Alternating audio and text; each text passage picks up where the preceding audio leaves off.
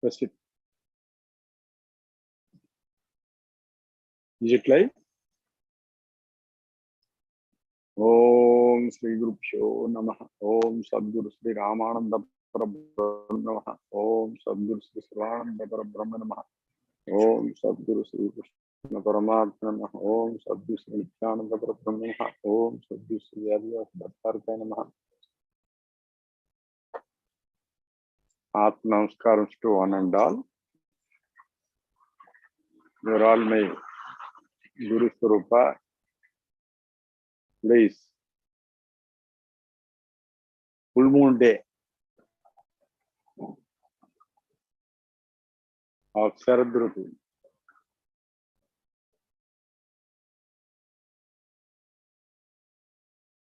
Again in Lafayette, in the retreat place, our devotees are waiting for some more details to know about the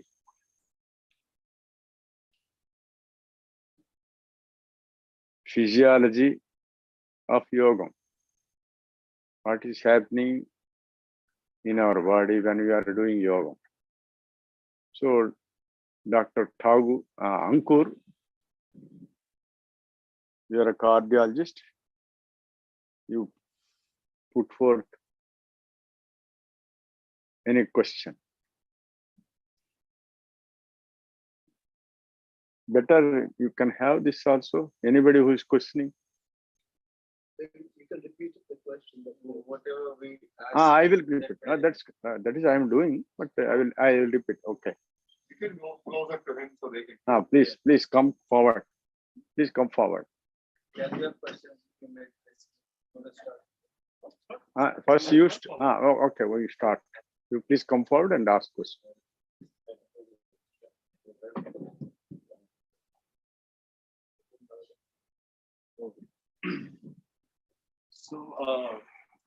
So if you could explain, Guruji, that how with yoga we can increase our efficiency of the heart, but at the same time it doesn't use energy expenditure, but actually increases it.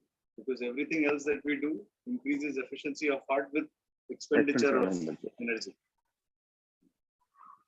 That is a very good question.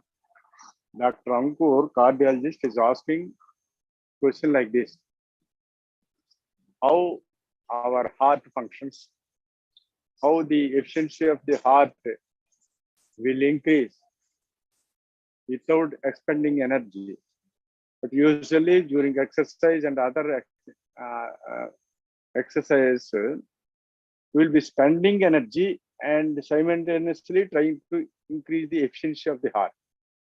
Here, in this pranayama, Antarmukha SIDDHAYOGI Vidya, because you are already experiencing within these three days, you are already initiated and you are experiencing that. That's why you are asking question like this, because of your experience. See, efficiency means the part with which we are talking about should be energetic, you know. When you are spending energy, can you call it as efficiency? No. So here,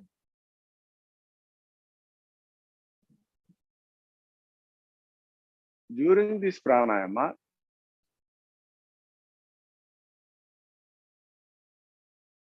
we are increasing the negative pressure in the lungs or vacuum in the lungs.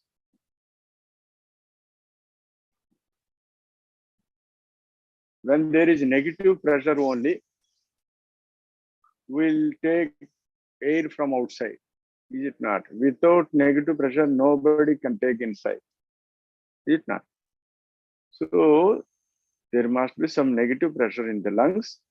That is a dead space that is there between the pleural cavities, pleural cavity between the visceral and parietal pleural membranes. With that dead space only, we are in order to neutralize this negative pressure, You are taking air inside. Is it not? So to fill up this negative pressure, there are two forces are acting to neutralize it. One is by taking external air inside. Another is withdrawing blood from the periphery. Peripheral venous return. So two things are happening. So if one is minimized, the other force will be maximized. For example, during exercise or running other things, you are expending energy, and for want of oxygen, whatever you call, your respirations will be very brisk, and you will open your mouth also. Like that, you will be taking more breath. In that phase, your negative pressure in the lungs is neutralized by more air than the peripheral venous return. Is not. What do you say? Correct. In this pranayama, you are not allowing the external air and to air enter into the lungs freely. You are not at all allowing. When you are doing pranayama here, you are getting sound, you know. Why you are getting sound? Because you are not allowing the air to enter into the lungs freely. The air, whatever you get little air from outside, it will go from nose here and it touches here, and again it will enter into the lungs. Whereas in ordinary respirations, if you are simply taking air, this will go directly into the lungs. This will go directly into that's why it won't cause any sound. It won't cause any sound. Likewise, while expiration also, while expiring also, this is really going out, there is no sound. During pranayama, while taking in also, this is going here and touching here and coming into the lungs with very minimal amount of air. Again, the same amount of air, when you're breathing out or pushing downwards, this will go and touch here and come out through the nose very little. Is it not? That is what you are experiencing. I am not compelling anybody. You convince yourself with your experience. Is it not? So that's why you are getting sound during inspiration and during expiration also. We can say, because we are taking more air into the lungs, you call it as inspiration. Inspiration. But actually to say, it is going, the respirations are going upwards. Upwards. Physiologically, we can divide this inspiration into two parts. One thing is, when you are taking this air, the air will go into the lungs and expand the lungs. Simultaneously, there will be elevation of the chest. There will be elevation of the chest. In our medical terminology, the ribs of the chest will move like this, just like a bucket handle. Bucket handle move. If you lift the bucket, the handle, which is horizontal, it will move like this. Like that, our ribs will come like this. So thereby, you are elevating your chest. Elevating your chest. But we are not able to understand the exact physiology behind this. When you are taking breath inside, there is some force which is going through the spinal cord above.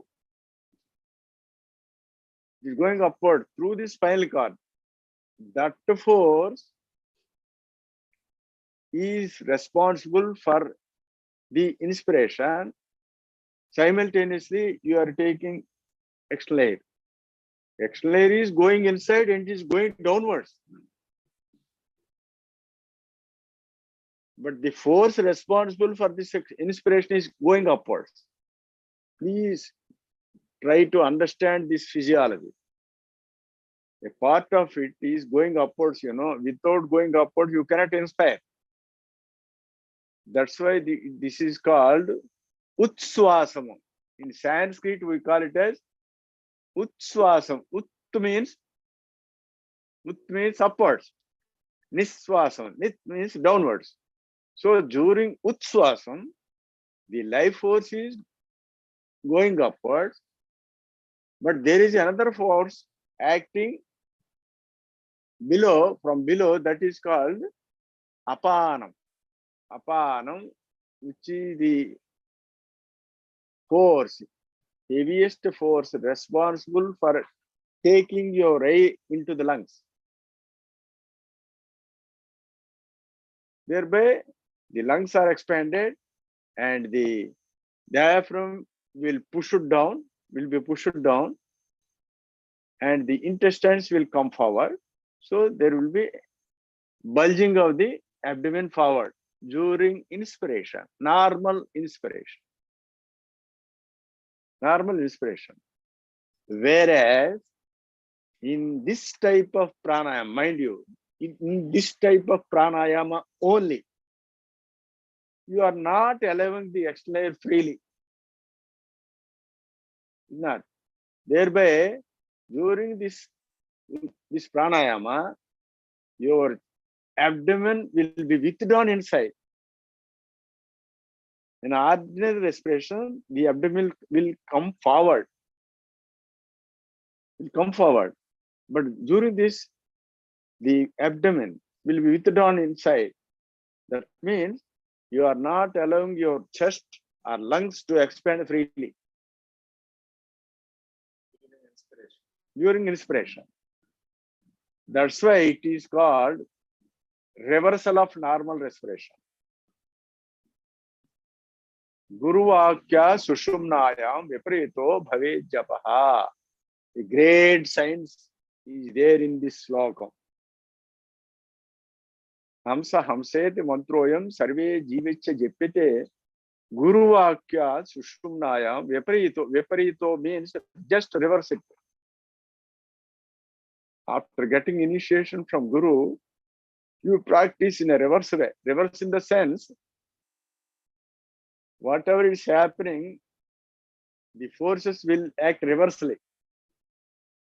So you are not allowing it freely. And simultaneously, this negative pressure is being neutralized by this venous return.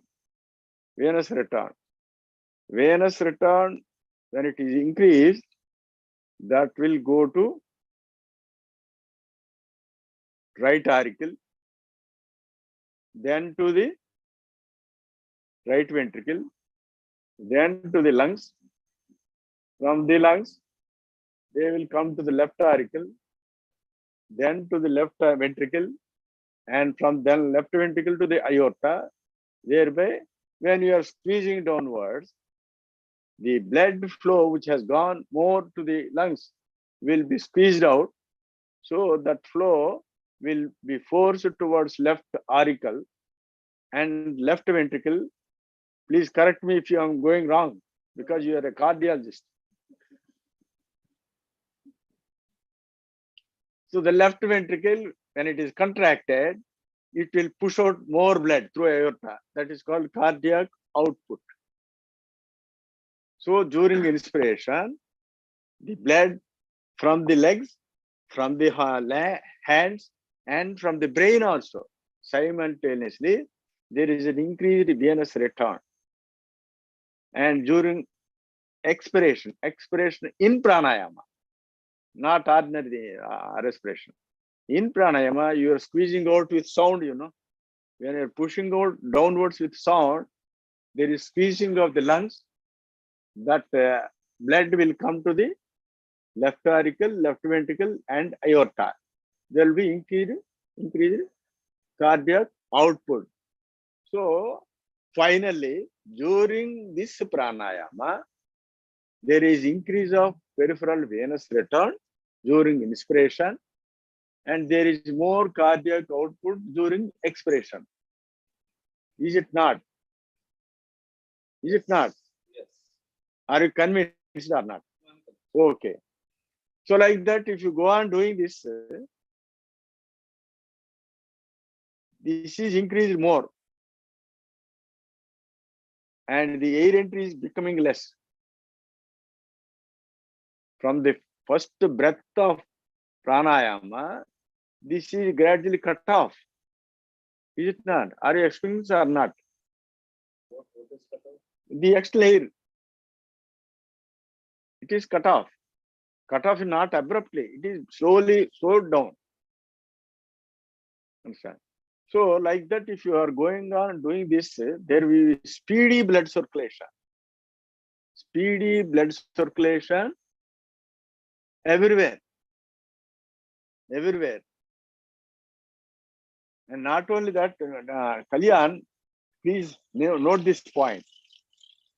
Initially, the people who are doing this pranayama, they will get very good sleep. Come on, I am waiting for you, Saurabh. Please come. Today's subject is for you because you are a neurophysician. Now I am coming to your subject only. First, I have finished off physiology of doctor, cardiology. Okay. I will. I have a related question. Sorry, you were finishing that part. Kalyan, write down that point in the first. I will tell you. This is the very important point. This point has to be understood even for the beginners, all the beginners who are doing this pranayama. Because till now you are taking this freely. Now you are not allowing to take it freely during the pranayama. But gradually, when you are feeling difficulty to take this because there is something heavy here, you don't trap this air. Instead of that, you will take the air freely inside, but you will push down with force in outside. That will happen in the beginners. Understand? When it is happening like that, there will be emptiness of the brain. The brain blood, venous blood will be emptied thoroughly into the heart,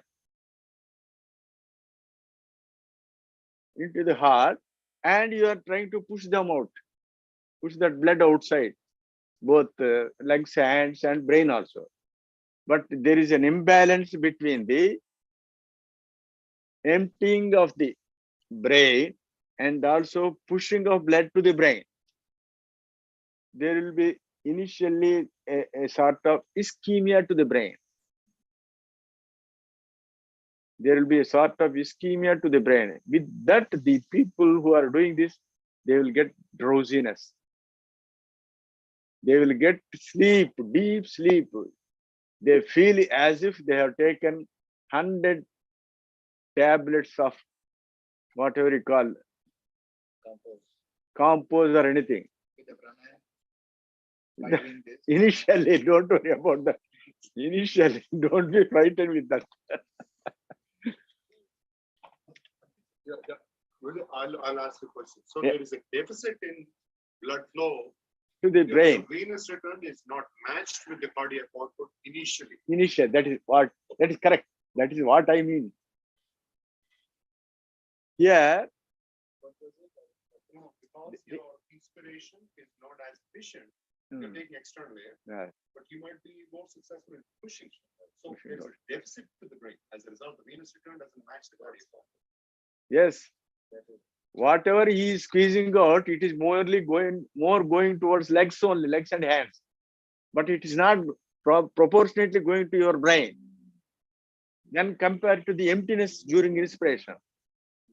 But if you have the grip here at the throat, that is Nasa Abhyantara Charana, I told you, no, that is very important key grip in the entire process of pranayama. Never lose this grip. Never lose this grip. If you lose this grip, you will go to sleep. But even then, you are not going to any wrong side effects. No side effect at all. But initially, you will go to sleep and immediately you will stop doing pranayama, go to sleep. That is happening in the beginners. That is happening better. But if you go on keeping this grip in the sense, you have to take the upward inspiration with firm grip and put it here and again push it down. So if you go on doing that, you don't never get sleep. Is it not? So this is happening. So initially, during pranayama, the circulation will be maximum in the lungs, heart and lungs in the beginning. Then when you are taking upward, the liver is emptied and the intestines are emptied and the lower part gradually, because of you, depending upon your force, you know, when you're increasing the negative pressure, so this will be gradually emptied. Likewise, even the brain also. So when you are doing this thorough blood circulation with this pranayama, there is thorough blood circulation to the brain and all parts of the body. Thereby, you will be getting heat all over the body. First thing you notice this. First, you will notice heat at the forehead, then in the top of the head, and simultaneously palms, soles, everywhere you will get heat. So a yogi, if he sits on a bed and if he comes out, you feel that warm, that hot atmosphere will be there around his bed, that asana. It will be very warm, you know. Not only for his body, the surroundings also become very warm because of this thorough blood circulation. Thereby, that is called the heat generated during this pranayama is called Yoga Agni. Yoga Agni. This is heat. This Agni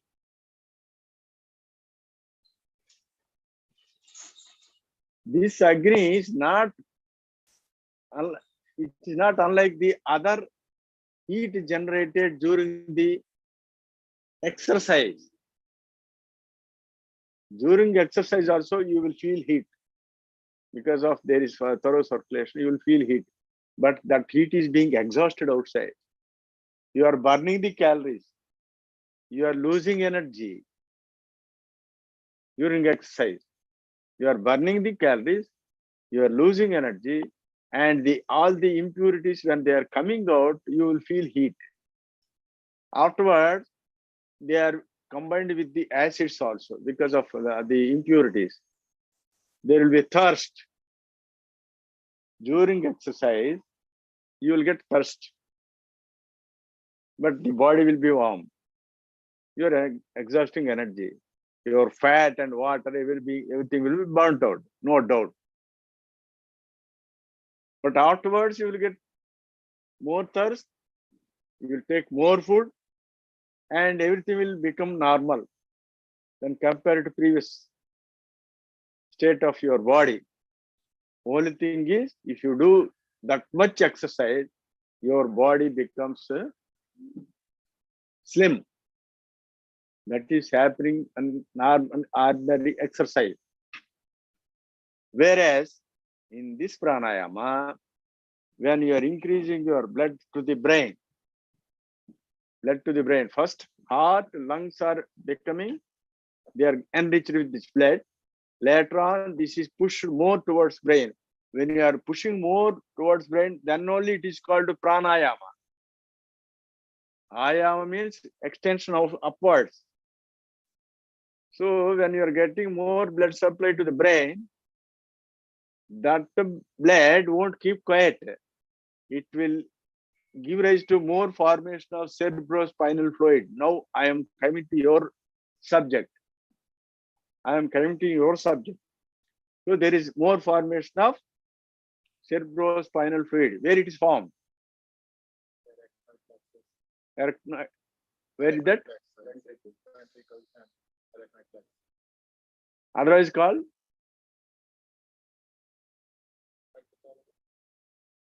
Choroid plexus. You mentioned that word.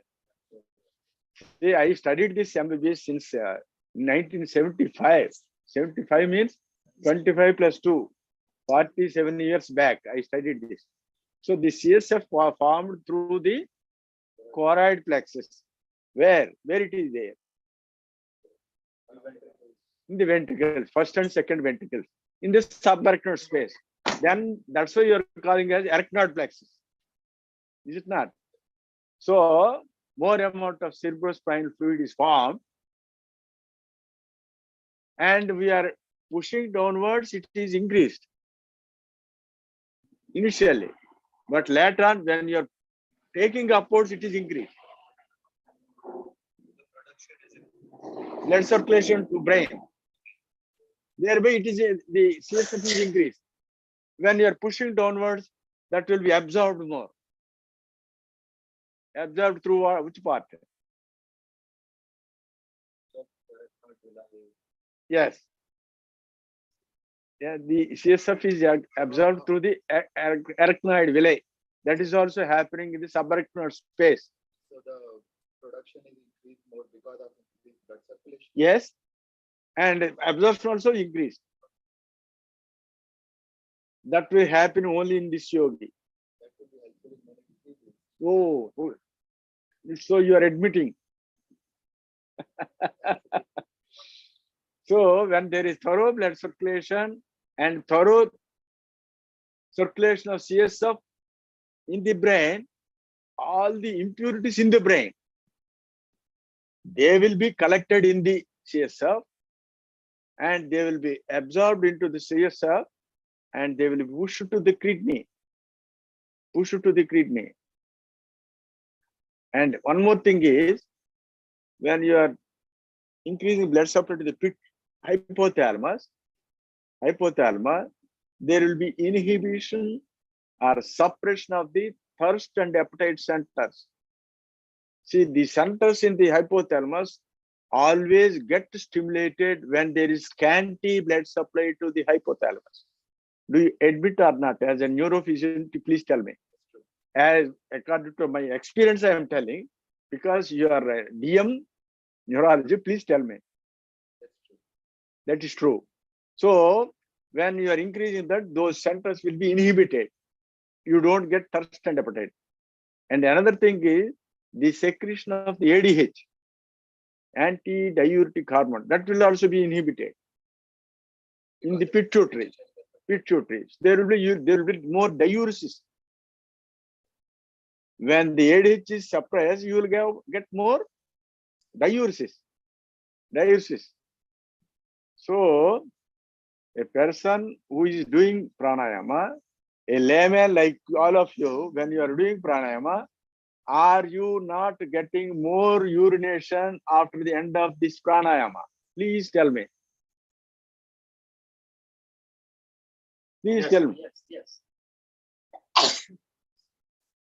Chapande? Yes. So you are getting more urine. But after pranayama, you don't get thirst. No thirst, more urination. Will it happen in any of other efforts? Please tell me. If you do exercise, there will be more urination, more thirst, and everything will be more. But here, the thirst is reduced, urination is increased, but there is no perspiration. That is the thing. Initially, because you are doing a little of exertion in the lungs and other things, you will get sweating initially, but afterwards you don't get sweat. So there is no wastage of energy, but inside there is a free circulation of CSF. So if you go on doing like that, the blood volume, the water in the compartments, there are 3 compartments, you know. What are they?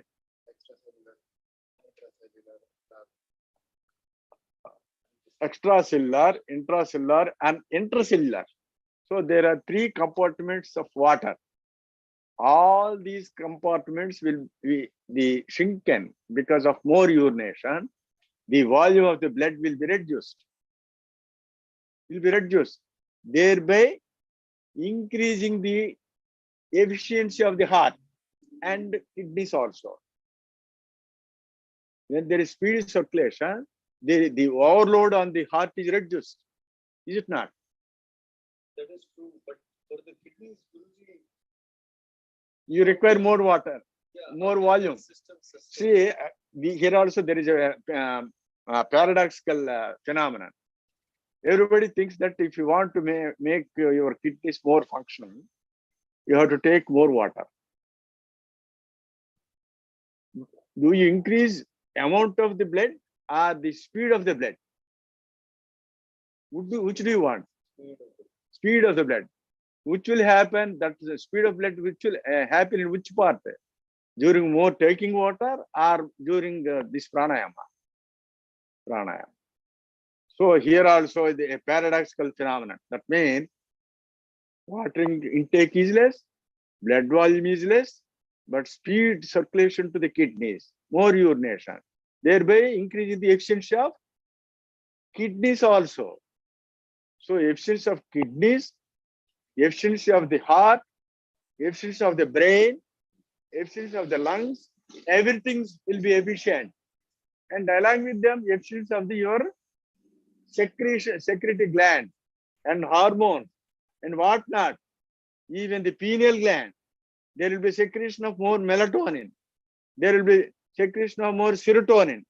In daytime, serotonin. During nighttime, melatonin. So, quick question.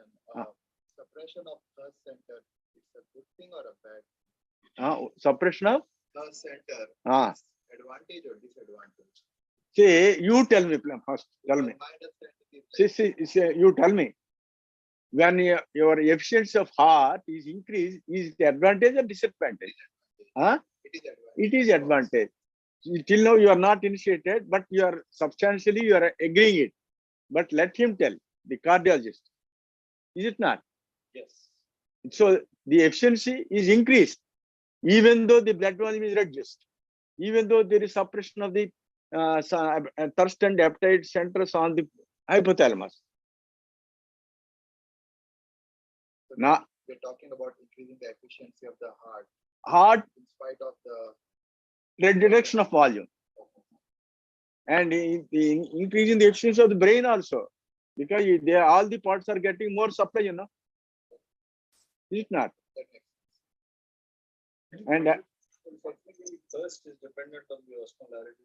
osmolarity. So if your thirst is going down, means you're not going to have an increased osmolarity. Osmolarity depends on what? electrolytes. Electrolytes. Not only electrolytes. It is, of course, electrolytes. It is totally depending upon the acidity of the blood. If the blood is more acidic, you will get more thirst. Is it not? How it is becoming acidic? Because of more acids accumulated in the brain and the body. So all these acidities, acid, when they are thoroughly pushed down through the kidneys, the blood will be converted into alkaline. See, even biochemistry also changes in your yogi, you know. We're doing respiratory alkalosis by breathing, so blood will become alkaline. Alkaline. When your blood becomes alkaline, means everything is good. You need not think of any other organ, any deficiency of organ. So just make sure I'm getting it right. So if we reduce the blood volume, diuresis, and by suppressing the thirst, yes, we are essentially improving the efficiency of the heart and improve the blood circulation in the water body. Yes, absolutely, absolutely. Is there any disadvantage in it? And according to experience, I will tell you. When you are doing this pranayama, the blood volume in the body is reduced, thereby the subcutaneous water that will also be reduced, So initially the face and the body appears to be shrunken. The volume is reduced, so face becomes shrunken. A yogi, when he is practicing thoroughly, his face becomes shrunken. But simultaneously, his face becomes glowing. It glows, within few days. You will observe when that is the oxygenation. Oxygenation is not with the external air. Oxygenation is with your own life force. When it is getting increased, there is a glow, first in the face, then everywhere in the body. That is the aura, A-U-R-A. Aura will be observed around the face of a yogi. That aura will be there in everybody, but that is very, very minimal. But if you do this pranayama, because of more circulation, more energy, more prana shakti, everywhere in the body, so you will see the aura. Aura in the sense, he is already seeing the divine light within himself, and it can be shown to others also. If you observe it in darkness, you can observe the aura around the yogi. Around the yogi. So, which do you prefer? Do you prefer exercise and take more water, or do pranayama by reducing all these things, reducing the load to the heart, reducing load to the kidneys, and increasing efficiency to the brain? Which do you prefer? But if you compare the exercise and pranayama, I guess the core concept of physical exercise is that you are increasing the contractility of the heart, pumping of the heart, and thereby they claim that exercise increases the heart function. But I guess this is very interesting to know that you can actually improve the Yes, I am very glad. You are convinced. I am very glad. Say, so first of all, the world, especially the medical field, should understand that if you want to increase the efficiency of the heart, lungs, and any part of the body, you try to improve the blood circulation by not taking extra air. When you take more air, the negative pressure in the pleural cavity is being neutralized. There won't be much peripheral venous return by taking more air during exercise and other things. Some people, they say that your wife is, she should have come here. She's a pulmonologist. Okay. Just because the contest came now. The pulmonologist, there is one doctor initially got initiated, cousin of Dr. Kalyan. When I was in Columbus, Dr. Sudhir, he's a pulmonologist, senior pulmonologist. He was surprised when I am saying this. See, most of the people, even the yoga teachers and other people, they are very fond of this increasing the lung capacity. Lung capacity means taking more, take deep breath, retain there in the lungs, and expel it more. Thereby, the capacity lungs, the respiratory reserve is increased like that. We are telling. See, during this pranayama, this exercise of this pranayama, your lungs are not being expanded more.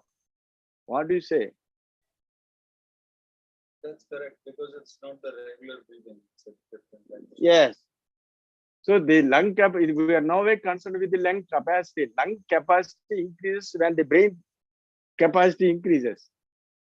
Don't rely upon the external air. The lung capacity, the heart capacity, all the capacities are efficiencies of all the organs will be improved or increased by increasing blood supply to the brain. Blood supply with what? Is it by pranashakti or something else?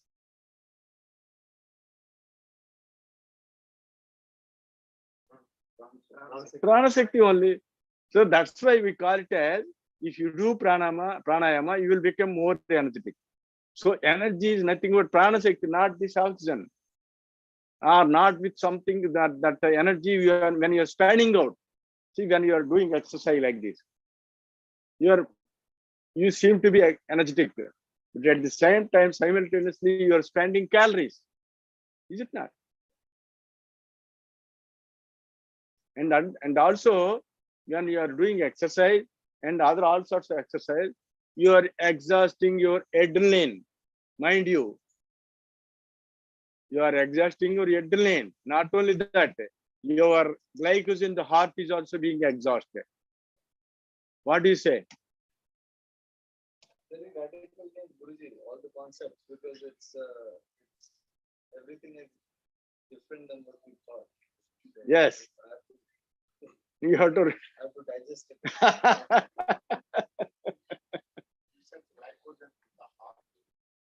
liver. Which one? Dinesh. Dinesh, youngster. Today you got initiated in. First of all, I think we all are glad to be listening to you. It's a rare combination. You're a physician and turned into a yogi. And you're conveniently, I think, convinced to a cardiologist and a Neurophysician. Yeah, you convinced them. But now I'm going to speak for my subject, molecular biology. Molecular biology. So as a molecular You biologist, keep this with on your left ear. all right. So First of all, what are you? You please introduce yourself. So I'm Dinesh Hariraz. I work as a researcher. So most of my life I've been doing research on vaccines. For some time I was doing environmental microbiology, mostly clinical. So I know both aspects of the microbiology and a little bit of molecular biology. So from that, whatever you claim and convince these physicians that these are the changes happening, but as a molecular scientist, I would like to see evidence from at the molecular level. Yes. That it is not Already told about your point. There will be the tendency to shift from acidic to alkaline nature. Yes, that is still gross at the molecular at the level I am looking for. So This point is that is biochemistry. yes. Yes. Yes. So my question is, like, I think there is a need for such a science to expand this. That's why say, unless you do test for a yogi, you cannot explain circumstantially by simply telling the theory. That's what. See, but according to theory, by my experience, I will tell you. Because your subject is molecular biology, molecular biology. You must be thorough with the Krebs citric acid cycle. Yeah, that's still no. What I'm talking about is. Do you know about Yes, I know. your main subject is that one? Please. So I see there is a possibility of testing whatever we are saying at the biomarker level. So there are a lot of assays now developed, like ELISAs and gene expression analysis and PCR, RT-PCR, whatnot. So you see there is a need for such a science to be developed. No. First of all, please try to understand this philosophical experience can never be totally explained through the scientific basis. First thing, you should have that common sense. Unless you apply your common sense, you can never prove with the scientific basis. Why? Because for everything, you are totally depending upon the material tests. But this philosophy, or you can say spirituality, is totally depend upon the mental energy. There is no test to read the level of mental energy. First thing you should know. Is it not? There is no test. But that can be tested by another person who is reaching the higher level. A person who has reached a higher level can test the person with the lower energy. That is the only test. Or a guru can only test the shishya. But there is no instrument, you know. There is no instrument to see the photography of the aura. But these people are telling some colleagues photograph something like it. But the aura can never be tested, can never be taken by this ordinary material instrument. Understand? And I want to tell you, because you are a biochemist. Yes. So there is a physiological water, you know. Do you admit? There is physiological water. Did you ever hear that word? You also should know. There will be accumulation of physiological water during normal Krebs citric acid cycle, that is amounts to 250 ml. I read some long back, 47 years back. You might be reading this. There is physiological water. When there is Krebs citric acid cycle, you know, the oxygen goes inside and the H2O will come outside. H2 will come outside. That's also your subject also. So, when you change the biochemistry, Yeah. the molecular biology already responds. Yes. And what he is talking about is there are tools to capture that. But Yes, and make it into the science. I'm certainly sure that there will be biochemical change that is happening automatically changes, but it's a matter of capturing some of those. See, one thing, Dinesh, one thing I am going to mention is the person who is going to test should also have this knowledge. Otherwise, he can never understand this subject. Understand? First, he is a cardiologist. Prior to his initiation, his way of understanding is different. But after getting initiation, after doing this pranayama, he is thoroughly understanding what I am teaching. Is it not? Is it not? That's correct. Huh? Yes. Yes. Like that, is this neurophysician also, he has got some theory behind him, what he read. But out of devotion and faith towards my words, he is something admitting. But he has to admit thoroughly by means of his experience. Unless he gets initiated and do pranayama, he cannot totally admit it. Like that also, you also have to admit that you have to admit with the experience only. The science can never prove the philosophy, you know, but philosophy will prove the science. I certainly agree. The philosophical part cannot be proved, but the physiological part, which is happening at the gross body level, Yes. can certainly be proved. Proved means circumstances you can prove. See, there is no material. This energy, can you prove that? Energy. Can you prove any by means of any test that you have got energy? No. Energy cannot be Proved. That higher energy, you changing the hormone. So you will prove. You will see the proof in the organs. Yes. Efficiency of the organs. As such, you cannot prove the energy. But this point is, as I understand this point, what he's saying is, let's say efficiency increases. Let's take the cancer, let's say. When we shift from acid to alkaline. Yes, that is true. See, what he means is, if you want to prove and to expand this type of philosophy to more, there should be some basic test proof. What he means. There should be some. But the thing is, even if you explain, the public can never understand, because there should be a bent of mind towards inside. Without that bent of mind towards inside, they can never understand. So I see. Suppose I will tell you, I can clearly say that the prana shakti inside and the oxygen outside, they are quite distinct and different. Can you prove by science anything? But with your experience, with your common sense, I can prove. You can understand. Any common man who is practicing this pranayama can easily understand that the prana shakti is different from the oxygen. What do you say? That's correct. That is correct. So like that, there is no test for this. But some aspects can be proven. That's why I am telling you, to say there is improvement of the diuresis. That is a circumstantial proof, and you cannot take the urine and do tests like this. I think physiologically your heart rate is going down, respiratory rate is going down. That should change many biomarkers.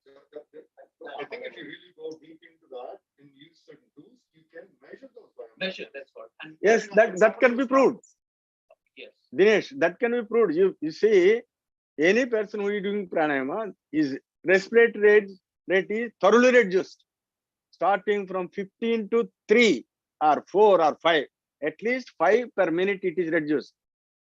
Do you want any test? Not me personally. No, that's why. See,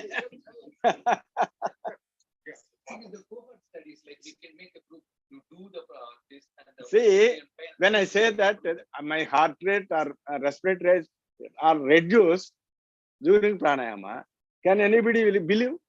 Those who are not doing this, they don't believe. Unless they themselves experience that, they will believe. So here the philosophy is not totally by blind belief. This is only by experience.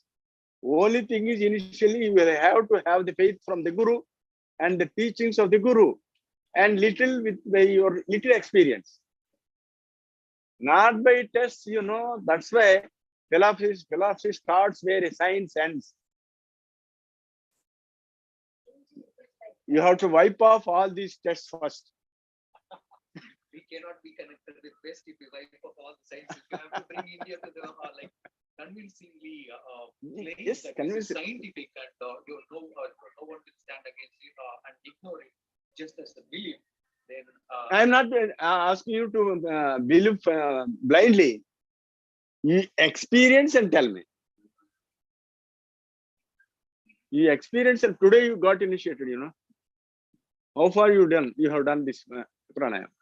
I did it in the morning, and the first sign of deep sleep that already happened. I took a very deep nap. So what do you find? How did you feel that? Yeah, I feel. You tell with your experience. I say, don't worry about the test. Don't try to convince the people who doesn't know anything about this. You try to convince the people who are trying to bend towards this.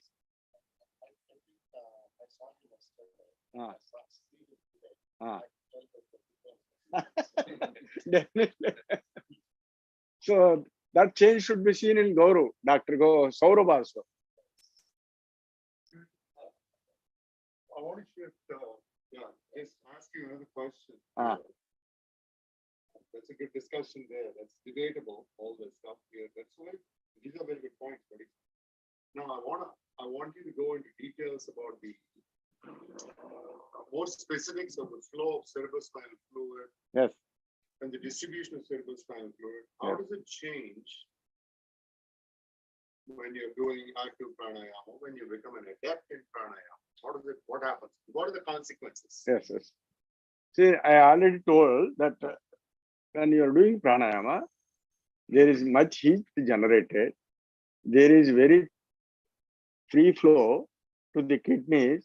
Thereby they will get more diuresis, and because of less thirst, the blood volume and proportionately the cerebrospinal fluid volume also is reduced. That is reduced. Gradually, in philosophy, this CSF is nothing but ojas. That is the ojas. Ojas means the essence of your vital energy. Your energy, that prana shakti, is represented in the form of CSF only. So when you are doing this pranayama, the CSF from the lower part of the spine, from the periphery of the body, it will be withdrawn upwards in the form of a wave.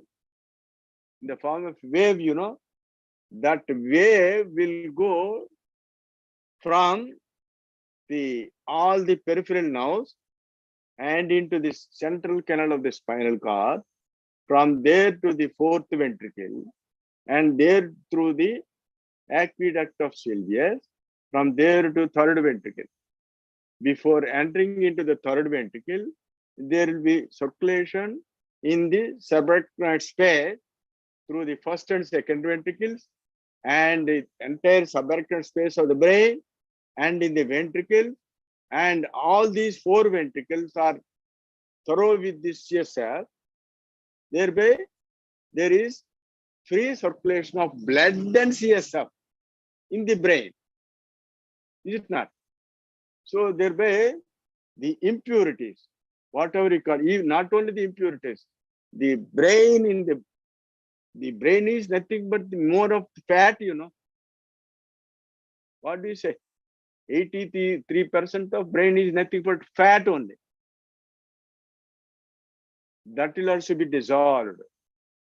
So the blood cells, the neurons, they will be very thorough with this energy.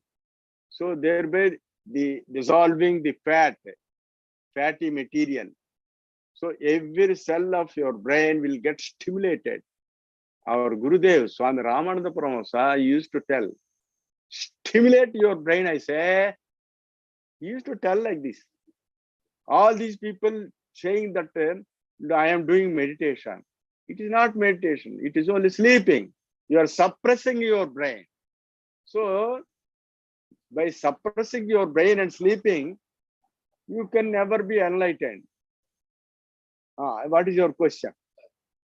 Just taking it to another level, Ah. when we are talking about the dissolving of fat cells in the brain, Ah. that's actually very interesting, because Very interesting. that can also then help with dementia and Naturally, that's why, medications. yes, if you increase blood circulation to the brain, no dementia, no Alzheimer's, no Parkinsonism, and no depression, because all these are due to deficiency of that blood supply or oxygenated blood supply to the brain.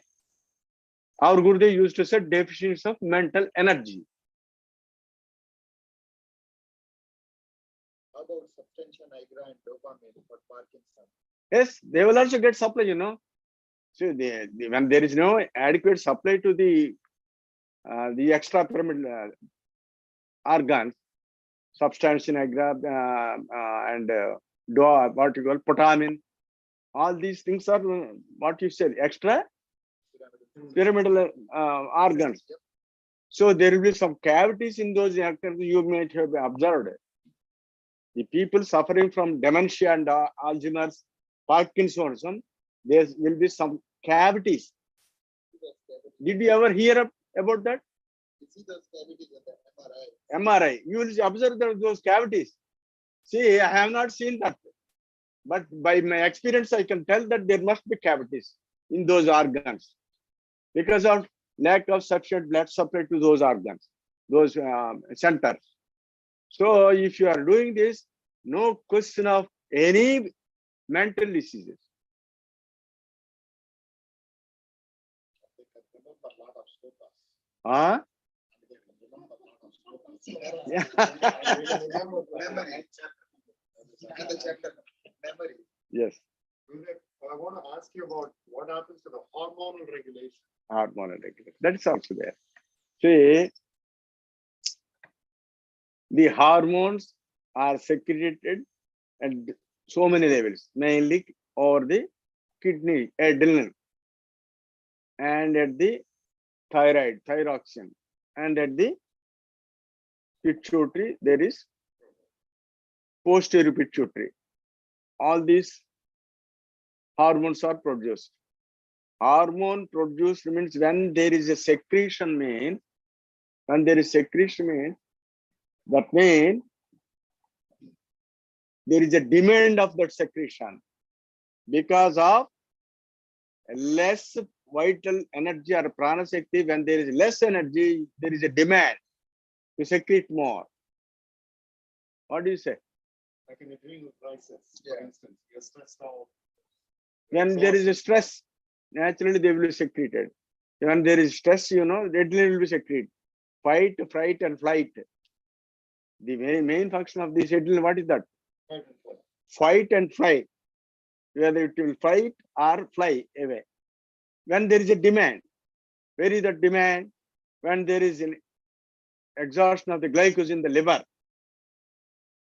See, I am only an MBBS, but my subject is not MBBS, mind you.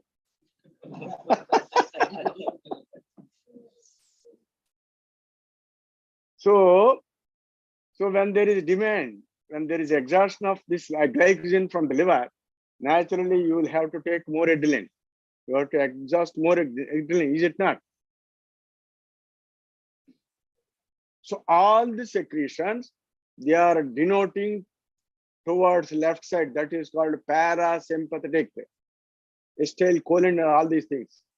Only thing with this adrenaline and noradrenaline, they are towards right side. That is sympathetic nervous system.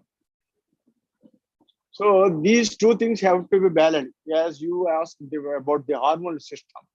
See, right side sympathetic nervous system, it secretes more adrenaline, noradrenaline. Left side parasympathetic, it secretes more acetylcholine. Acetylcholine means it will require more water.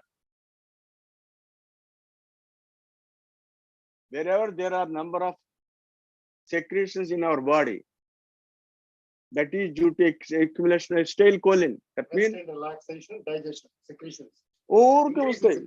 That is indicating that your energy is less.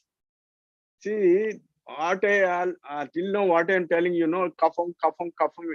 All these are nothing but the parasympathetic dominance. Parasympathetic dominance. That means your life force is always traveling through the left channel. Yogic, according to yogic anatomy, this is Ida Nadi, this is Pingala Nadi. Pingala Nadi denotes sympathetic nervous system. Ida Nadi denotes parasympathetic nervous system. Every man before death, because of this predominance on the left side, that is sympathetic dominance, parasympathetic dominance, there will be more congestion. Ultimately, what will happen? There will be secretions in the more overpouring of water in the lungs, congestion, rails, cavitation, there will be there. Thereby, your lungs won't allow you to take more air. You will become more breathless. All these are due to what? Due to dominance of the parasympathetic nervous system. That indicates that your life is going downwards. That's why at the time of death, you will be gasping, the person will be gasping.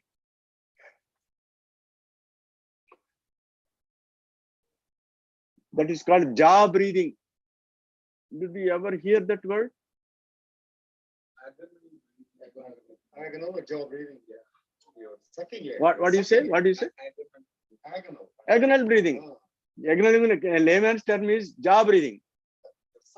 He will be more aspiring for the exhale. That indicates your prana shakti has gone downwards. When it has gone downwards, you will be aspiring for the exhale. When it is gone upwards, you don't open your mouth. I will tell you an example. Did you see this thyroid cretins or pituitary cretins? Because you are a neurophysician, you might have seen so many cases.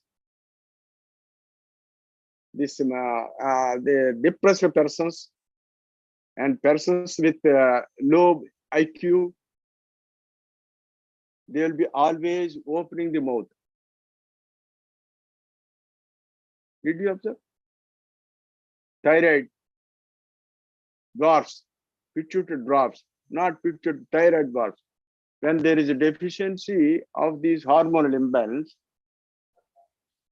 their mental IQ is low and they will be opening the mouth always. During sleep, we will open the mouth, but during wakeful state, you will never open your mouth to take your air. Is it not? But during wakeful state also, they will open the mouth. That it clearly indicates that they are not getting adequate blood supply to the brain. So your opening of mouth clearly indicates you are taking more air, and your prana shakti is very minimal. That's why if you go on churning this and increase your prana shakti, here increasing what? You are micronizing the energy. Micronizing. You know, now at present it is gross. Our prana shakti is in gross state. It has come down. But you do this churning, it will be micronized. When it is micronized, the need of external air is minimized.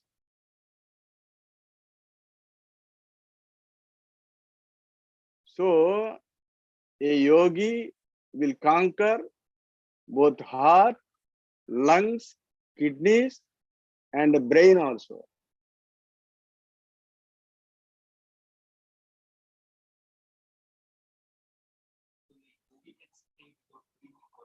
That is called samadhi. If you practice this pranayama for about 3-4 hours regularly, you yourself can feel that there is no need of this oxygen or your lungs, I say. What do you say, Kalyan? And any other, your Ravi? Yes? You please tell your experiences. If you go higher up, then you can feel that you will take respirations like this only. You don't expand your lungs.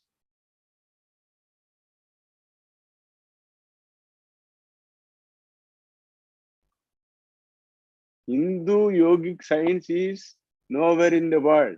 First thing, you have to substantiate and you have to tell this world by your experience, even in America.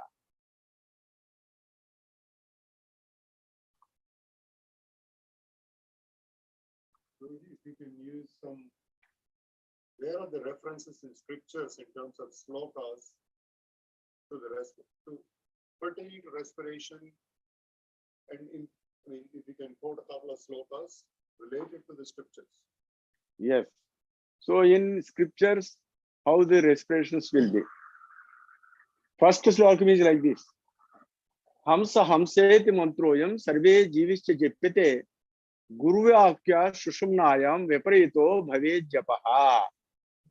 That means every human being or any living being is doing japam like this. Hamsa, hamsa, hamsa, hakarena bahiryati. When you do hum, it is going outwards. Sa means sakarena viset punaha. When you do utter sa, it is going inside. This has to be reversed first. Why? Your hum is more than the sa. So increase sa and reduce hum. That is so hum. So increase sa and reduce hum. It is called so hum. With how to, not simply by reducing these words, you have to practically do this inside. Without doing this pranayama inside, these people are, so in India also, most of the people, they think that you think that so hum, so hum, so hum. That is also one of the methods they say.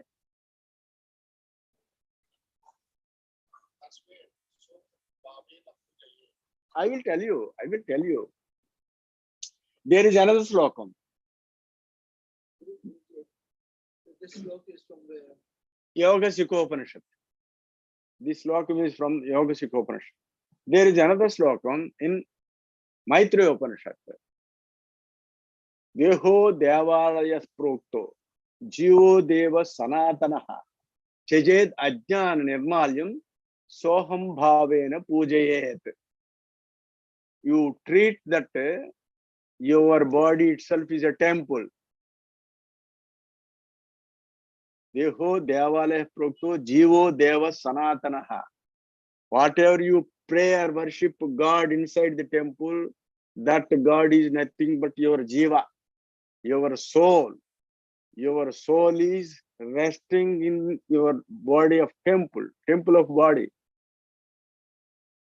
Chajed ajnana nirmalam sohan bhavena pujet.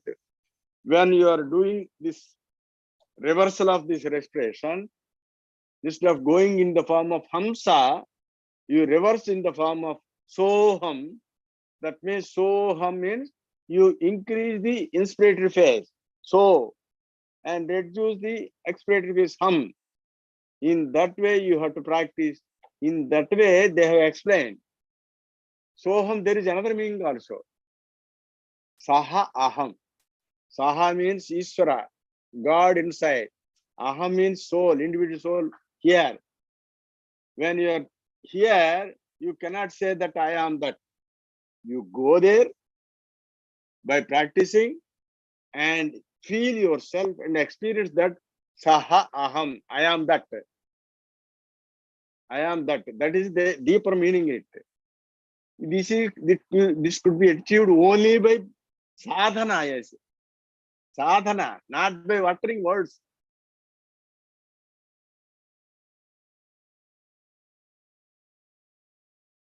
This is a good time to have some theological and maybe some philosophical along with the medical. Yes. So if we step back and look at this, Nirguna Brahma and Saguna Brahma, and this morning you are mentioning that we are going to go into the Nirguna state at the end. If that is the original state, and that is the best for all of us, why is that Nirguna Brahma has to become Suguna Brahma? And now we have to do the pranayama, go back to the where we came from. If that is the best state. See, you are asking that question. You know, are you separated from that Nirguna, or you are a part of it? First, tell me that. The questioner who is asking that question should understand that that the questioner is not at all separated from that Nirguna Parabrahma or Saguna Brahma. Are you separated totally or a part of it? Please tell me. Please tell me. What do you say? No, let us come to Advaita and Advaita. Same words. See, first I will ask, are you separately existing, sitting on a chair, apart from the Nirguna Parabrahma or Saguna Brahma? Tell me. Please tell me. I want to, first of all, Say, I see this is a thoughtful question, that's why I'm not answering. yeah, That's why I'm not answering the question that yeah, so I want, I will speak with that. yes. So first of all, we should know that I will tell you an example. I will tell you an example. You take a thread. A thread is there.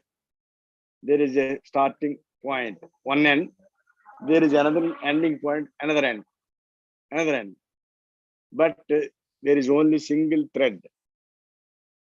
Single thread. You are at the terminal point of the thread.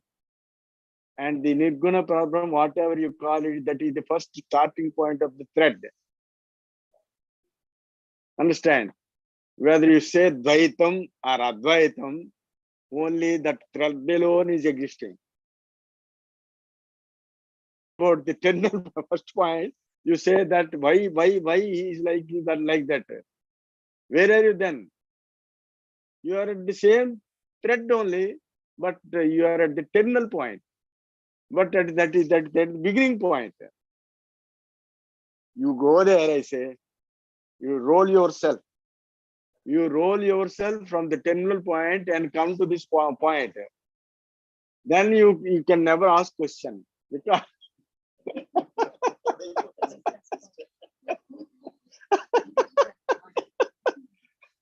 see, most of the people, we will be going on asking why. The questioner asking why, where is he first? I will ask, where are you? Are you separated from that? See, there is a very good example in this Upanishads. I already told you, there are 10 persons who are going to a forest to have food by attacking the jungle animals, by killing them. So before going that, they have crossed over the river. After crossing the river, after entering into the forest, they started counting. Suppose if we disperse and if any one of us missing, let us count first. How many are we? Then they started counting. 1, 2, 3, 4, 5, 6, 7, 8, 9. No, 10th person is missing. Like that, the 10 persons counted. Only 9 is coming. 10th person is missing. So all the 10 persons are weeping. Somebody of us, some one of us have missed already in the, they were thrown in, they have gone through this river. They have swept away in this river. So there is another person. 11th person has come. He has seen all the situation of these 10 persons. They are weeping. He has asked, why you are weeping? They said, one of us is missing. Then I will count. 1, 2, 3, 4, 5, 6, 7, 8, 9, 10. I am seeing 10 persons. I am seeing 10 persons. Why you count 9 persons? Then they come to understand that the 10th person is you. The 10th person is you. So wherever you question, whenever you question, you include that you are the 10th person. So Nirguna Parabrahman means including your 10th person. Understand? So when you include that you are one part of it, then I will question why you are like this. First,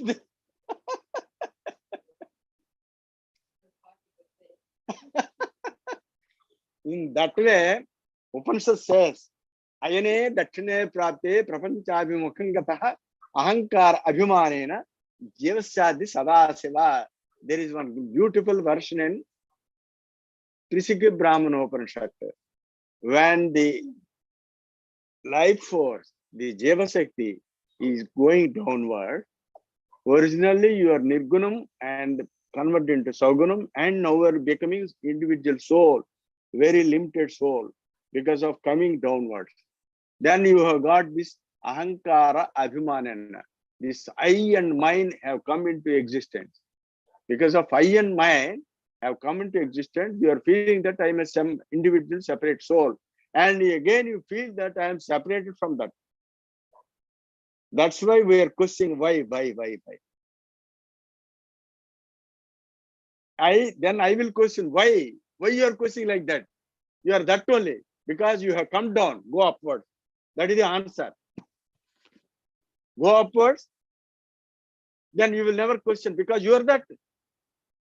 Because you are now thinking that I am separated from that, you came to the another end of it and questioning why.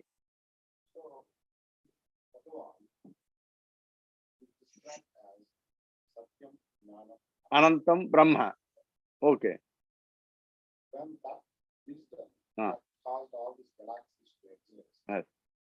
And if we identify ourselves here, Yeah. what is that? What is that in that wisdom that makes people come down? Come down. Again, I will explain. See, there is a mirage, you know. There is a mirage. That mirage means what you say. There is illusion of only sunlight, seeing as some water is there. That is mirage. That is mirage. So, for a wise man, he can understand that is only mirage. There is no water. But for a layman, he will think that there is water. There is water. This layman who is seeing the mirage as water, he is questioning like that, why is like this? But a wise man will never question that is only mirage. There is no water. So try to become wise. Then you don't question. What do you say?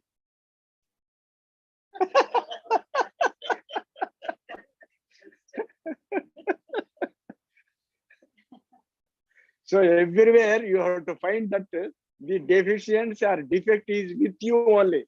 There is no defect in the God's creation or in God or in mirage. Only thing is you have understood, misunderstood otherwise.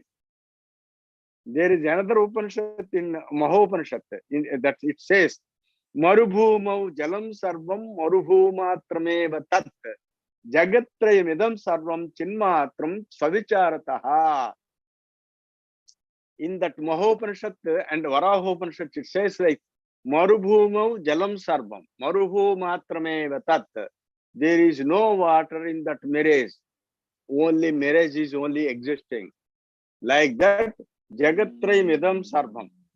There are three states of consciousness, you know, wakeful state, the dreamful state, and this deep sleep.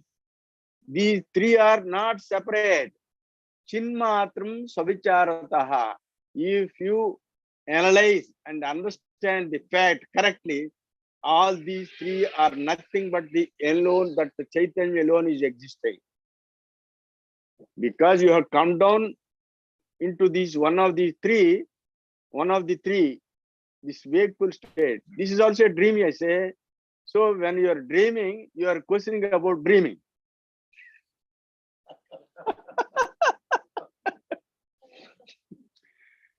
The people who are not getting sleep properly, they will dream.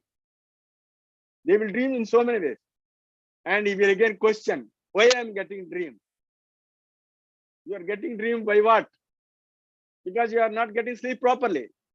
Because your blood flow or the vibrations, the respirations are going properly, not going properly. Because of there is some obstruction, you will get sleep apnea. All these people are getting sleep apnea due to what? During sleep, their respirations are going downward.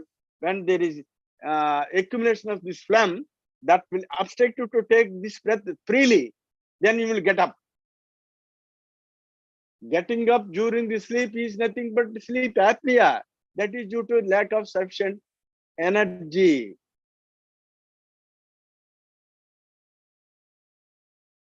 There are so many doctors treating the sleep apnea. There are so many DM sleep apneas also. So not only MD, they are DM in sleep medicine. But still they have to know that there is only deficiency of your energy. If you increase the energy, you will get sound sleep. I think there is change in your sleep also. What do you say? Anytime there is a anything, it can improve the sleep quality. I just was, we have this medical discussion also when we talk about these things going up towards the nuclear problem, then the logical question will come to the mind that if that is the highest state, then why I will explain another analogy. I will give you an analogy. When you are growing your children, sending your children to schools, to schools. Initially, they will be reluctant to go to schools, Some children, somehow they will try to escape from the school. If they get a holiday, they will be very cheerful, When they get a holiday, they will be more cheerful. Some children, they will try to escape, go to school, and gradually they will keep going, they're keeping away from the school. They don't go to schools. And the people who are going regularly, they will be getting more enlightened, and ultimately they will get job and their life will be something like that. But the people who already escaped since the childhood, when they are not studying properly, at that stage where the other children, they are getting more jobs and other things, this man who has already flucked away the school and other things, then he will question, why I am like this? Tell me that answer. Why? See, you understand? So he is questioning because he was already irregular since the beginning. So when you are regular, you will never ask like that. So when this is irregular, you will question. So everything depends upon energy. So depending upon the mental energy only, we will question like that. Glad you mentioned about the sleep apnea. Yes. It is growing and more and more prevalent. Yes, that's why I have come here to really solve sleep apnea. Interesting thing, I would like to mention that medical way to treat when we use the CPAP machine, you are giving external flow of oxygen without actually treating the root cause of it. Yes, there you are. This is very interesting to know that. Yes. It's pranayama. You can regulate your own breathing system so that you don't That's why the yogis, gurus, they know the essence of this vital force. They alone can tell all this. That's why our Gurudev used to say, all the diseases are due to deficiency of mental or spiritual energy. If you know that principle, you can treat any disease by increasing mental energy. Without knowing that these people are collecting money for nothing, they are already in confusion and confusing others also. Simply pooling money. Fooling money, fooling people, pooling money.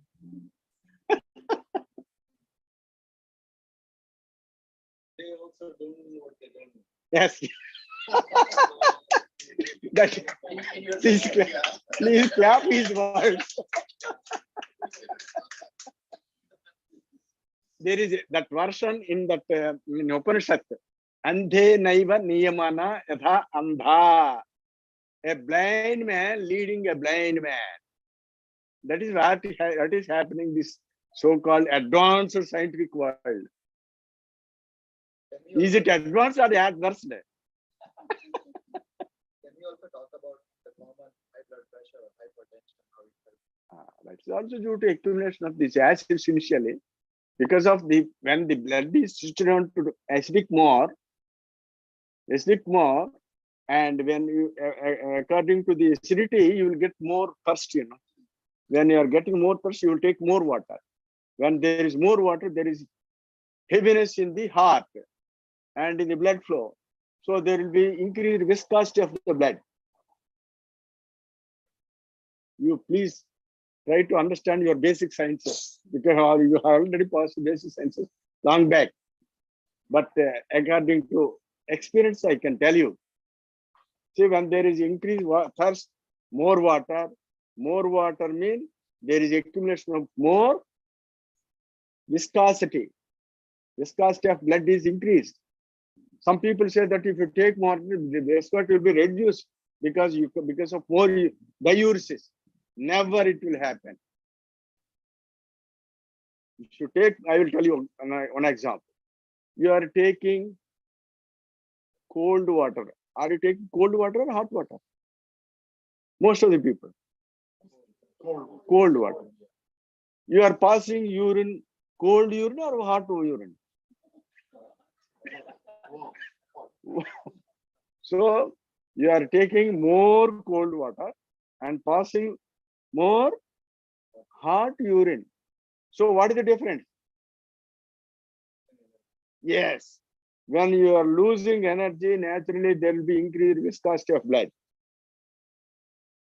When there is increased viscosity of blood, there is every chance of becoming more atherosclerotic.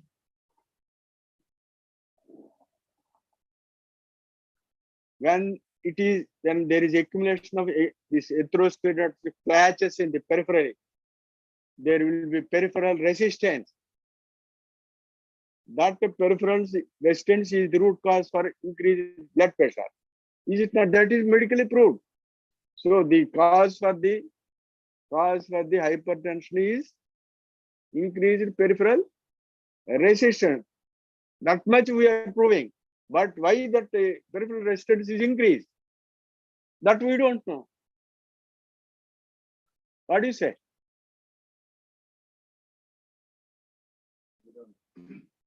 And moreover, when you get some thrombosis somewhere in the heart, myocardial infarction, somewhere here, paralysis, hemiplegia, something like that.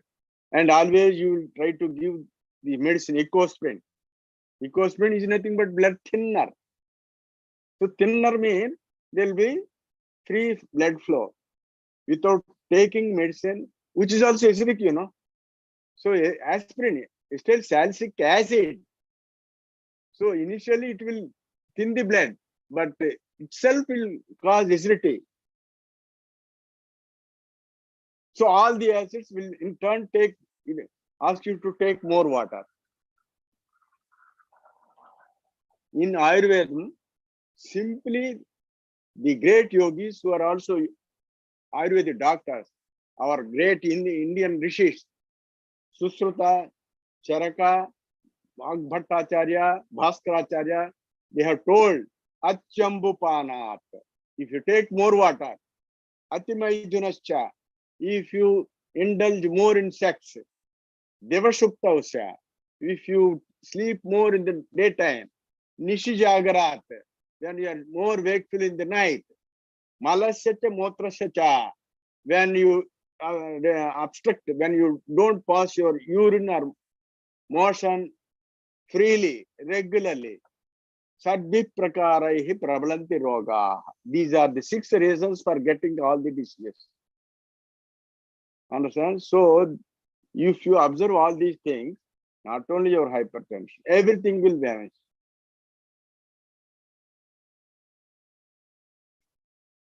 Why do you say normally that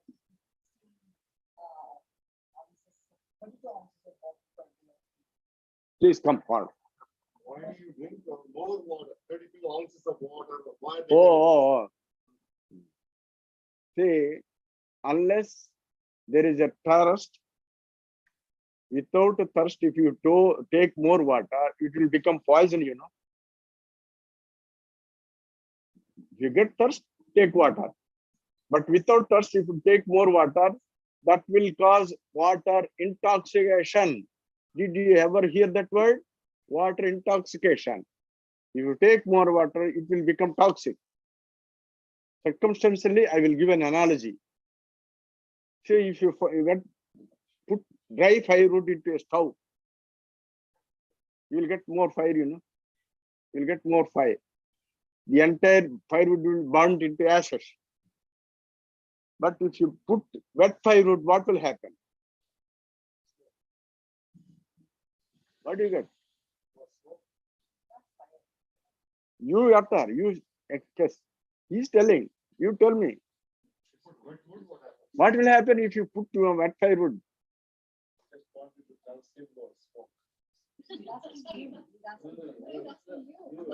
No, I'm asking you only. Or else you tell me. Or you, please tell me. If you put wet firewood into a stove and ignite it, what will you get first? Tell me. Smoke. Wet dry firewood, you don't get. So wet firewood means there is water in that. So due to water only you will get smoke. What does the smoke contain? All impurities, carbon monoxide, carbon dioxide, and whatnot, everything they will be there. So all these impurities are what? Due to what? Due to water. So this is like a stove, you know. This is like stove. This is both pan and the fire, this stove also. Outside, when you are cooking, there is a pan above and there is a stove below.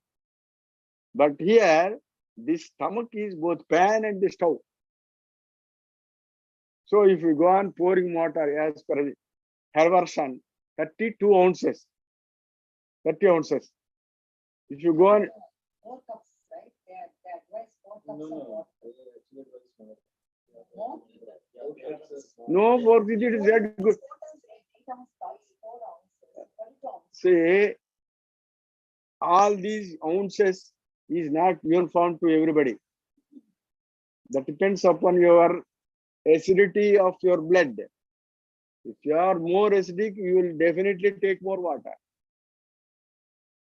Understand?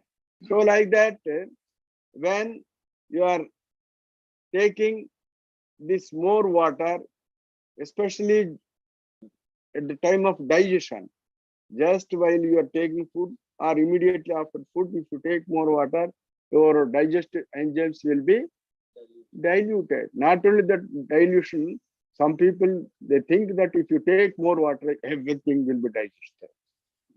It will never be digested. You will get smoke. What is that smoke? That is acids. What are those acids? So many acids. Acids will never keep quiet, you know. They will increase the thirst. Again, they will ask you to take more water.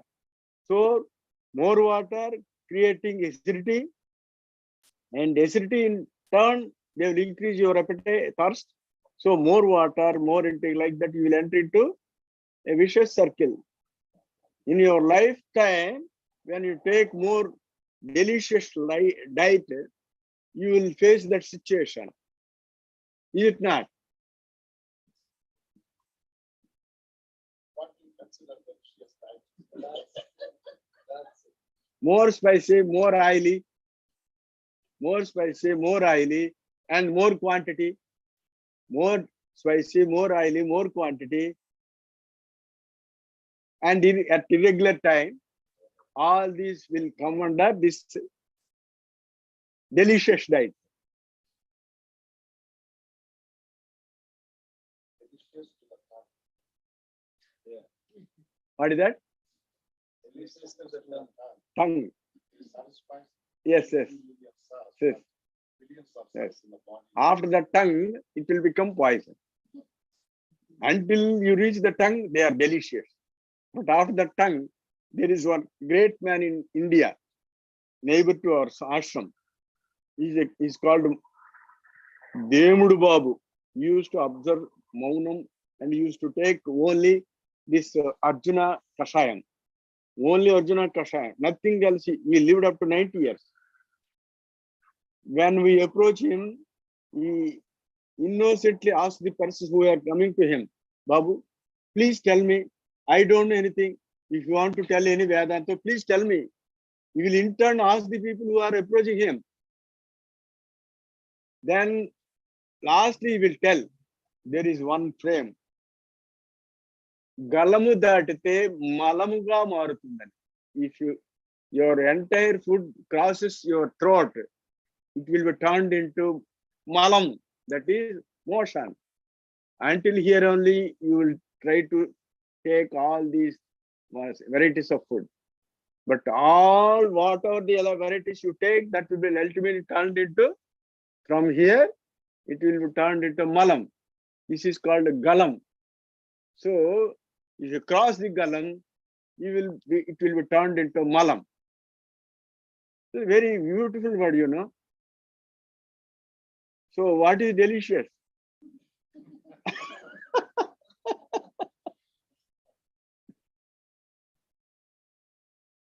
So, please tell the time.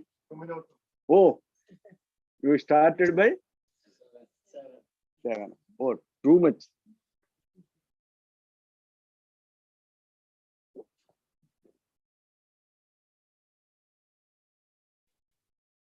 I will close this session. Om Swasti Prajabhyah Paripalayantam Nyayena Margena Mahimahisha Gobrahminebhyah Shubhamastu Nityam Loka Samasta Sukhino Bhavantu. Om Sarve Sukhanas Santu Sarve Santu Niramaya Sarve Bhadrani Paschyantu Ma Kaschid Dukkha Bhag Bhavet. Om Sahana Vavatu Sahano Bhunaktu Sahvityam Karvavahe Tejasvina Vadhetamastu Ma Dushavahai. Om Shanti Shanti Shanti. Om Sri Gurubhyo Namaha. Jai Gurudev.